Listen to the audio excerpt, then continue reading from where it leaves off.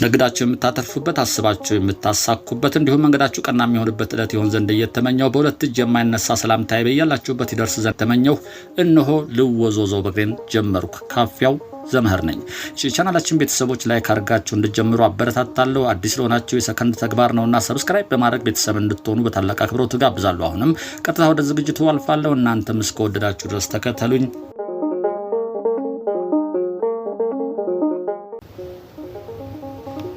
ልወዞዘው በግሬ ወክ ኤንድ ቶክ እንሆ ተጀምሯል። እንግዲህ ዛሬ በትናንትናው ቪዲዮ አጠና ተራ አሳይተን ነበር ዙሪያ ገባውን። ዛሬ ደግሞ ከአጠና ተራ ስንመለስ መሳለፊያን አልፈን ወረድና መርካቶ አውቶቡስ ተራ ፊት ለፊት እንገኛለን። እንግዲህ አውቶቡስ ተራ ፊት ለፊት የክፍለ ሀገር አውቶቡስ ተራ ቀደም ሲል የሚታወቁ በብቸኝነት ነበር። አሁን በተለያዩ የከተማዋ ዳርቻዎች የተለያዩ የመውጫ አውቶቡስ ተራዎች አሉ። ቀደም ሲል ግን ዋናው አውቶቡስ ተራ ይሄ ነበረ። ከአውቶቡስ ተራ ፊት ለፊት ሙዚቃ ቤቶች ነበሩ፣ ታስታውሳላችሁ። ከዚህ በፊት ስለሰራሁኝ ብዙ መድገም አያስፈልግም። እንግዲህ አሁን አውቶቡስ ተራ መናኸሪያ ፊት ለፊት እንገኛለን። እስኪ ወደፊት ተሻግረን ደግሞ ወዴት እንሄዳለን? ወደ መርካቶ እስኪ እንግባ። ዛሬ ዕለተ ሰንበት ነው፣ ግርግር ይኖረዋል መርካቶ። በዕለተ ሰንበት የሰንደይ ማርኬት አለ፣ የሰንበት ገበያ ስላለ እሱም ግርግሩ ይኖራል። እንግዲህ የመርካቶ ልጆች በተለይ ቀደም ሲወጣችሁ ግርግሩ እንዴት እንደሚናፍቅ እንግዲህ ለመርካቶ ልጆች መርካቶ ተወልዶ ላደጉ መርካቶ የኑሮ ህይወታቸውን መርካቶ በመስራት ለሚተዳደሩ ሰዎች መርካቶ ልዩ ነው። የባቡሩ መንገድ ላይ የምታዩት የባቡሩ መንገድ ነው፣ የከተማ የቀላል ባቡር መንገድ ነው። ይሄ ከታች ከቃሊቲ የሚመጣው ነው። በልደታ በሰባተኛ አድርጎ በዚህ አውቶቡስ ተራ አድርጎ ጊዮርጊስ የሚሄደው ነው። ይሄ ወደ ሰባተኛን አልፋችሁ በአብነት አልፋችሁ ወደ ልደታ የሚወስደው መንገድ ነው። ይሄ ላይኛው እንግዲህ የባቡሩ መንገድ ነው እንደምታውቁት። እኔ ግን በስር ተሻግሬ እስኪ ወደፊት ይሄ ግርግሩ የታክሲ ፌርማታው ግራ ቀኙን እያየን እንሄዳለን። መርካቶ እንግዲህ መርካቶ ልጆች ልዩ ትዝታ እንደሚኖራችሁ አልጠራጠርም። መርካቶ ዙሪያው ገባው በጣም ሰፊ የገበያ ማዕከል ነው። እንደውም አንዳንድ መረጃዎች ትክክለኛ አይሆኑ አላውቅም እንጂ በምስራቅ አፍሪካ ከሚገኙት ኦፕን ማርኬት ግልጽ ያለ የገበያ ቦታ እንደሚባል ብዙ ጊዜ ሲነገር እንሰማለን። ፊት ለፊት የምታዩት ቀደም ሲል እዚህ ስር ሁሉ ይሸና ነበር። አሁን መጸዳጃ ቤቶች ናቸው እዛ ፊት ለፊት የምታዩቸው። ይሄ ወደ አብነት የሚወስደው መንገድ ነው ወደታች የምታዩት። እኛ ግን በላይ በኩል ግራ ቀኙን እያየን መርካቶ እንገባለን። መርካቶ እንግዲህ ብዙ ተራዎች አሉት፣ ቁጥረን ማንጨረሳቸው ብዙ በረንዳዎች አሉት፣ እንደዚሁ ቁጥረን ማንጨረሳቸው። እስኪ ከተራ ብትባሉ እናንተ ራሱ በተለይ መርካቶ ልጆች ውስጡን ታውቁታላችሁ። እኔ አንድ ልጥራ፣ ሚሊተሪ ተራ፣ ቦምብ ተራ፣ ምናለሽ ተራ፣ እህል በረንዳ፣ ጎጃም በረንዳ፣ በበረንዳ ደግሞ አብዶ በረንዳ። እንግዲህ እነኚህ በረንዳዎች የራሳቸውን አላቸው። ቦምብ ተራ የሚገርመኝ እሱ ነው። ሚሊተሪ ተራ፣ ቦምብ ተራ፣ በጣም በርካታ ተራዎች አሉ። በእርግጥ ትናንትና ማጠና ተራ ያወሰድኳችሁ ከመርካቶ ውጭ ያሉ ተራዎች እስኪናያቸው ብለን ነው። ሰንጋ ተራም እንደዚሁ አለ። ያረ ሰንጋ እንግዲህ እዛ ሉካንዳ ቤቶች ነበሩ፣ ከዛ እየመጡ የሚታረድበት እንደሆነ ነው የሚነገረው። ይኸውላችሁ እንግዲህ መርካቶ ግርግሩ የመርካቶ ልጅ እንዲህ አይነት ግርግር የሌለበት ሰፈር ብትወስዱት የሚለምድ አይመስለኝም። በቃ እንደዚህ ነው የለመደው። ገና በልጅነታቸው በትምህርት ቤት ገና ሳይጨርሱ መርካቶ ላይ ስራ ይጀምራሉ የመርካቶ ልጆች። ይኸውላችሁ እንግዲህ የምታዩት እዚህ ጋር አሁን እንግዲህ በዚህ በልማቱ ይሄ በጣም መታየት ያለበት ቦታ ታክሲዎች የሚቀሙት እንደምታዩት ዋናው መንገድ ዳር ላይ ነው። ስለዚህ የእግረኛ መንገድ ታክሲ የሚጠብቀው ጋር እየተገፋፋችሁ ነው የምትሄዱት። አንዳንዴ ደግሞ ለቀስቴዎችም ትጋለጣላችሁ። ቀስቴዎች እንዲህ አይነት ቦታ ይመቻቸዋል፣ ግርግር ያለበት ቦታ። መንጩም እንደዚሁ አይጠፉም። መንጩም ለሚመቻል ግርግር ነው። በአንዱ ቅያስ ላጣርጎ ለመግባት ይችላሉ። ይሄ መሻገሪያውን ባቡር በቀኝ በኩል ያለው መርካቶ። ሌላው እንግዲህ ፋስት ፉዶች ለፍቶ አዳሪው ነው ብዙ ጊዜ የሚንቀሳቀሰው እና ከስራ ጋር ነው ምግቡንም ሰዓት እንዳይወስድበት ጠዋትም ቁርሱን እዚህ ታክሲ ሹፌሮቹም ቶሎ ቁጭ ብለው የሚበሉባቸው እዛ እነሱ ፊት ፋስት ፉዶች አይጠፉም። ፓስቲ፣ ብስኩት፣ ጮርናቄ የምንላቸው እነሱ አይጠፉም። ፊት ለፊት እንግዲህ ከረሜላ ህንፃ የሚባል ነበር ከተራዎች ባሻገር አለ። እሱ ይሄ ፊት ለፊት የሚታየን ይመስለኛል። በሱ ስር ወደታች እስኪ እንወርዳለን። መርካቶ ዙሪያ ቀኙን እያየን የመርካቶ እንግዲህ ነጋዴዎች ረጅም ታሪክ አላቸው። የመርካቶ ምስረታ መነሻው የፋሽስት ጣሊያን ወረራ እንደሆነ ነው የሚነገረው። ጣሊያኖች ኢትዮጵያን በወረሩበት ወቅት እንግዲህ በ1928 ዓመተ ምህረት እንደሆነ ይታወቃል።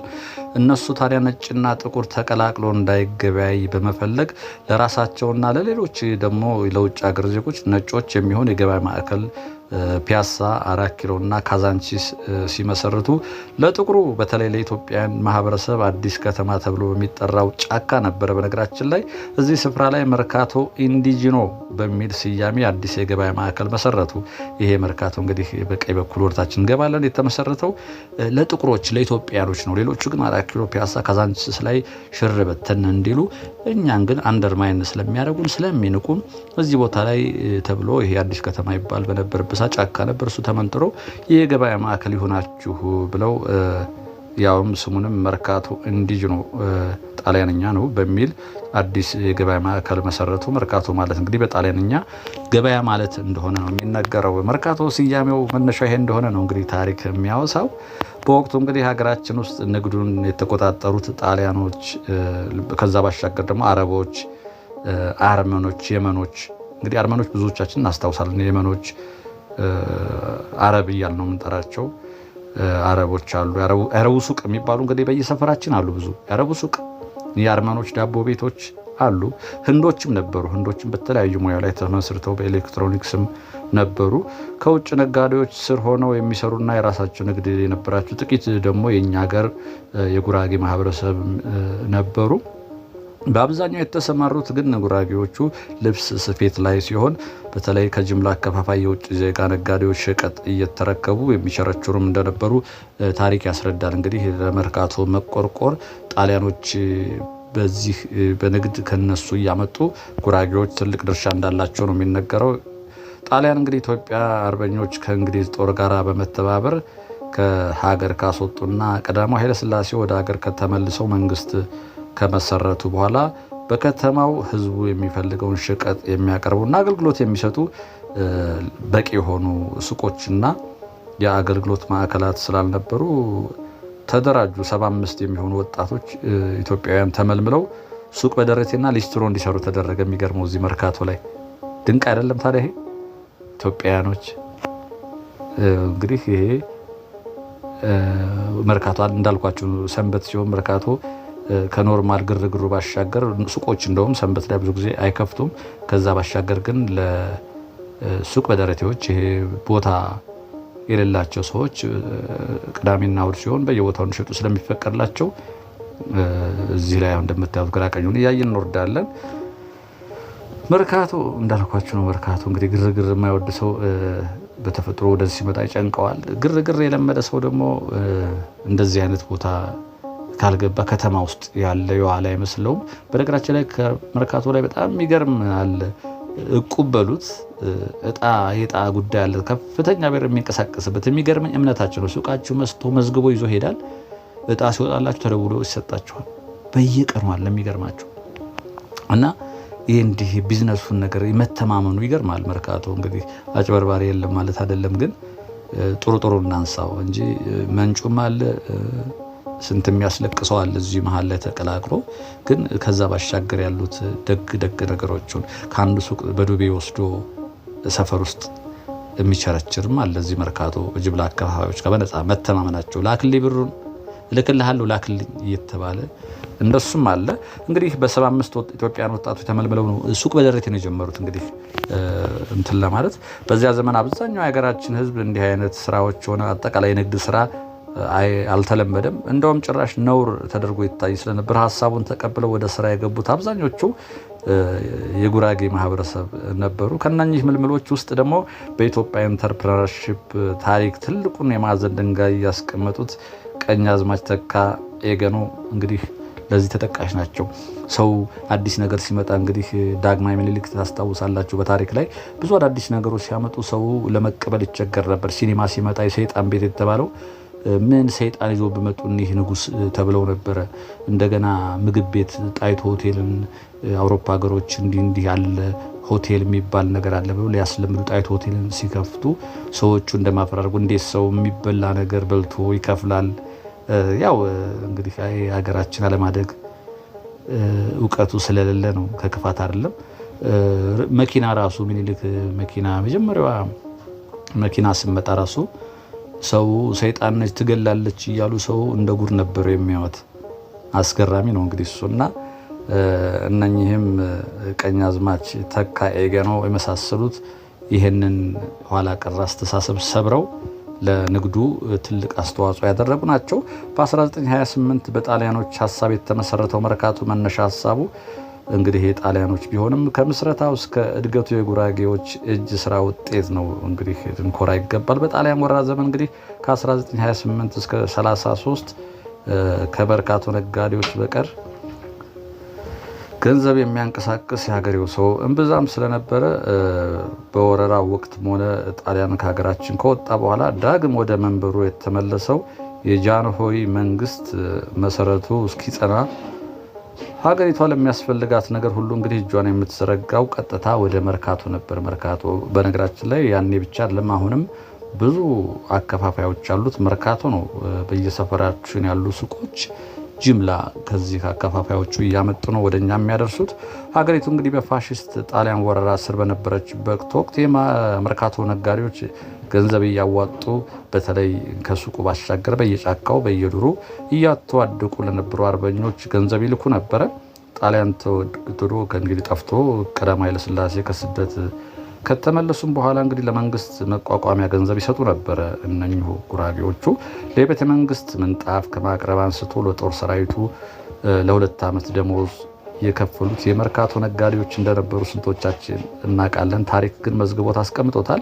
ከዚህ በተጨማሪ ከጣሊያን ወረራ በኋላ ወደ መንበሩ የተመለሰው የጃንሆይ መንግስት ከነኚህ ባለሀብቶች ለበርካታ ዓመታት ገንዘብ ይበደር እንደነበረም ታሪክ ከትቦ አስቀምጦታል። ሂደቱም አባሃና የተባሉ ሰው ያስፈጽሙት እንደነበረ ተጽፏል። አንዳንድ ዶክመንተሮች ላይ የመርካቶ ነጋዴዎች በፋሽስት ወረራ ወቅት ከወረራ በኋላ ስርዓተ መንግስቱ እስኪጠናከር ሀገራቸውን በገንዘብ እንደደጎሙ ሀገር ያቆዩ ባለ ታሪኮች መሆናቸውም ታሪክ መዝግቦ አስቀምጦታል። ይሄ ውለታ መረሳት የለበትም። የመርካቶና እንግዲህ የመርካቶ ነጋዴዎች ታሪክ ከእንጦጦ ሐሙስ ገበያ እስከ መርካቶ በተሰኘው የብርሃኑ ሰሙ መጽሐፍ እንግዲህ ለማየት ብትሞክሩ በጥልቀት አለ። እኛ በወፍ በረር ነው ያወራ ነው፣ በዝርዝር እዛ ተቀምጧል። ከዛ ባሻገር እንግዲህ አዲስ አበባ ዩኒቨርሲቲ የድህረ ምረቃ መመረቂያ ጥናታቸውን ከመርካቶ ተነስተው በአምሳዎቹ 800 ሰራተኞችን ቀጥሮ የሚያሰራ የኢትዮጵያ መንግስት ከዓለም ባንክ ብድር እንዲያገኝ ለናሙና ያሳዩ የነበረው ትልቅ የአግሮ ኢንዱስትሪ ድርጅት የመሰረቱትም እኒሁ ቀኛዝማች ተካ ኤገኖን የመርካቶ አባት በመባል የሚታወቁትን ቀኛዝማች ሞላ ማሩን ታሪክ የሰሩትን የታሪክ ተመራማሪ አቶ መኮንን ተገኝ እንደዚህ ታሪኩን ከተው በስፋት አለ። ስለ መርካቶ እንደው ዝርዝር ለማወቅ ከፈለጋችሁ እነኚህ መጽሐፎች ብታነቧቸው በጥልቅ ነው። እኔ በወፍ በረር ነው እያስታወስኩ ማወራችሁ። ግራ ቀኛውን እያየን ነው እንግዲህ መርካቶ ለናፈቃችሁ፣ በተለይ ከኢትዮጵያ ለረጅም ጊዜ ከወጣችሁ የቆያችሁ ይሄ ግርግሩ ሁሉ ይናፍቃችኋል። ልብሶች ምሽት ሰንደይ እንግዲህ ሰንበት ስለሆነ ነው። በዚች ማቋረጫ አለች ምዕራብ ሆቴልን አርገን ወደ 7ኛ እስኪ ብቅ እንላለን። እንግዲህ ይሄን ቻናል ዘገይት ብላችሁ የተቀላቀላችሁ ካላችሁ ቀዩን በመጫን ቤተሰብ መሆን ትችላላችሁ። ሰብስክራይብ አድርጋችሁ የደወል ምልክቷን ከተጫናችሁ ሁሌ የምንለቃቸው ቪዲዮዎች እናንተ ጋር እንዲደርሱ ይሆናል። ልወዘወዘው በእግሬ ወክ ኤንድ ቶክ ላይ ናቸው የምትገኙት። ያው በትከሻ ለትከሻ እየተገፋፋን ነው የምንሄደው እንደምታዩት። አሁን ዛሬ ገበያ ስሮ በእርግጥ ሁሌም ተሸክሙ የሚንቀሳቀሱ ሰዎች መንገዱ የተጣበበ ነው በሰው። ዛሬ ደግሞ ይሄ ቅዳሜና እሁድ ገበያ ስላለ ጭራሽ ለትከሻ ለትከሻ እንደምታዩት ቤቶቻችን የሚስማማቸውን ልብስ እየሸመቱ ነው የሚገኙት። ወደ ሰፋ ወዳለ ወደ ምዕራብ ሆቴል የሚወስደው አቋራጭ ወጣ ነው። በዛኛው አይደለም ሄድ ነው፣ ውስጥ ለውስጥ ነው። ወደ ምዕራብ ሆቴል በሚወስደው እየሄድን ነው። እስኪ ብቅ ብለን ግራ ቀኙን እንግዲህ እንዴት ታዘባችሁት? ምን አስተዋላችሁ? በተለይ እዛ አካባቢ ቀደም ሲል ቶሎ የነበራችሁ በትዝታ ሽምጥ ጋልባችሁ እዛ ዘመን እዛ ጊዜ ላይ መሄዳችሁ አይጠረጠርም። እና ምን ተሰማችሁ? በጨዋ ደንብ እስኪ የሀሳብ መስጫ ሳጥናለች አይደለም? እሷ ጋር ቁጭ አድርጉልን። እኛም እስኪ ትዝታችሁን እንጋራችኋለን። እንግዲህ መርካቶ ያው እንደምታዩት ነው። የኤሌክትሪክ ሽቦ ጥንታዊ ነች። ፊት ለፊት እንግዲህ የምታዩት ምዕራብ ሆቴል ነው። ታሪካዊ ነው ምዕራብ ሆቴል። አዲስ አበባ እንግዲህ ትልቅ ምልክት መርካቶ ውስጥ ስገቡ ትልቅ ምልክቶች አንደኛው ምዕራብ ሆቴል ነው። እንደምታዩ ግራ ቀኙን የምታዩቸው ነው። ዛሬ ልብስ ገበያ ነው አብዛኛው። እዚህ ሰንደይ ቅዳሜና እሑድ እዚህ ጋር በእጁ ይዞ የሚዞር አለ። ቦታ አግኝቶ ቁጭ ብሎ የሚሸጥም አለ። እስኪ አለፍ ብለን ወደዛ ወደ 7ኛ የሚወስደው መንገድ ለመሄድ እንሞክራለን።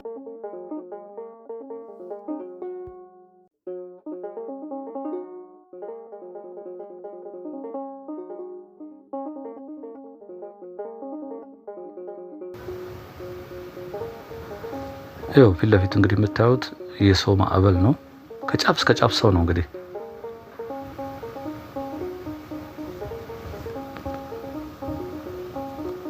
እዚህ ጋር ቆይ አንድ ነገር አሳያችኋለሁ። እዚህ ጋር መንገድ ዳር ላይ የሚሸጡ ጫማዎች ታያላችሁ አይደል? ምናልባት ካላሳያችሁ ይደብራችሁ ይሆናል እንጂ ጠጋ ብዬ ማሳየት ቢችል ጫማዎች እንግዲህ በተለያየ ምክንያት የመጡ ናቸው። ኢቭን ጭቃው የመጣ ጫማ አለ ሳይወለወል እንዳለ ቁጭ ብሏል። በተለያየ ምክንያት እንግዲህ ይመጣሉ። ተሰርቀው ሊመጡ ይችላሉ። ቸግሮት ሰው አውልቆ ሸጦ ሊሄድ ይችላል። እና እዚህ ስር የምታዩቸው ልባሾች ናቸው። ከውጭ የመጡ ሳይሆን እዚህ እንግዲህ ከውጭ የመጡም የሆነ ሰው አድርጓቸው ቸግሮትም ይሆናል ተሰርቀውም ጠፍተውም ልበለው ይሆናል። እና እያየኋቸው የሄድኩት ያለፍኳቸው አሁን ያው ቆሞ ማሳየት ስለደበረኝ ነው። ጭቃው እንዳለ ጫማውን ሳይወለውል እንግዲህ ሸጦላቸው ሄዶ ነው የሚሆነው። የቸገረው ሰውም ይሸጣል በነገራችን ላይ። ያችን ተቀብሎ ደግሞ ጨምሮ አትርፎ ይሸጣል። እዚህ ፊት ለፊታችን ደግሞ ጫተራ አለ። ያው እንግዲህ በታች በኩል ድረስ ነው ጫተራው በነገራችን ላይ። አለፍ ስትሉ 7ኛ አለ።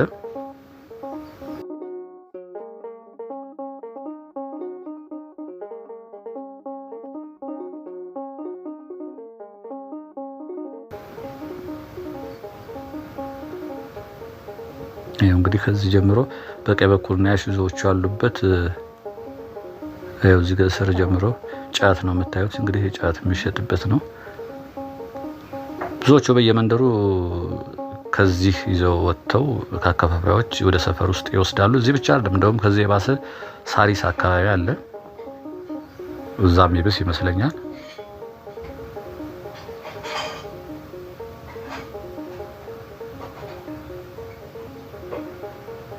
ይኸውላችሁ የምታዩት ትርምሱ ይሄ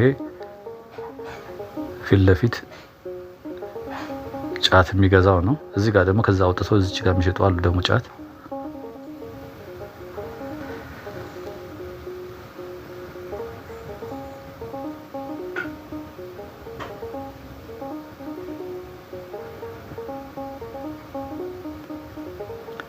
ልብ ስትሉ እንግዲህ 7ኛ አለ።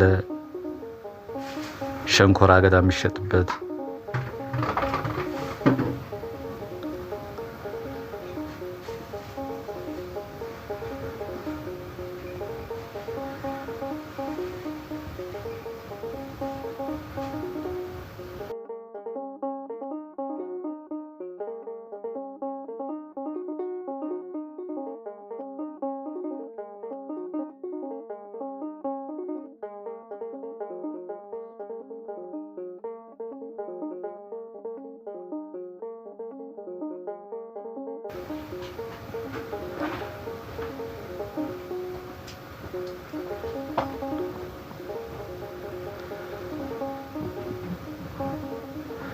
ክብራትና ክብራት እንግዲህ ለዛሬ መርካቶ ዙሪያ ገባውን ለማሳየት ያዘጋጀው ቪዲዮ ይሄን መስል ነበር። ሁሌ እንደምላችሁ ሰላምና ጤና ከእናንተ ጋር ይሁን። ወንድማችሁ ካፒያው ዘመር ነበርኩ። ጤና ይስጥልኝ።